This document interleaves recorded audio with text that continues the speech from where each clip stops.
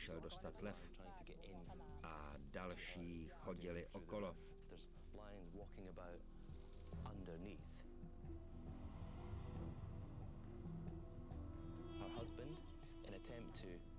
Manžel chtěl lvy zastrašit a zahnat. Povedl se mu však pravý opak.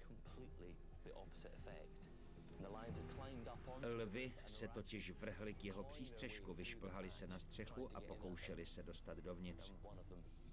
Jednomu z nich se to podařilo a manžel se stal jejich obětí.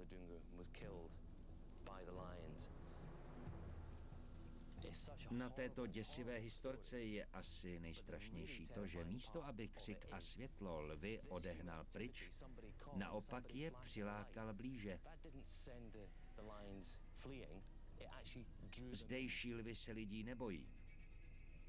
Někteří vědci se dokonce domnívají, že sem chodí právě kvůli lidem. Pokud tomu tak skutečně je, jde o zcela jedinečný jev, který není znám z jiného místa v Africe. Něčím se musí lišit a já bych rád zjistil čím. Lvy v této části jižní Tanzánie považují člověka za kořist. Některé smečky se specializují na lov lidí a útočí na ně. Odvrátili se od své přirozené kořisti a poznali, že lidé jsou mnohem snazším úlovkem.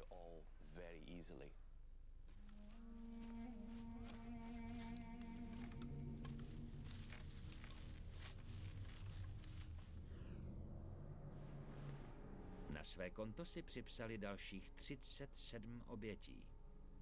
Něco zde nehraje. Něco je musí k útokům nutit. Co to však může být?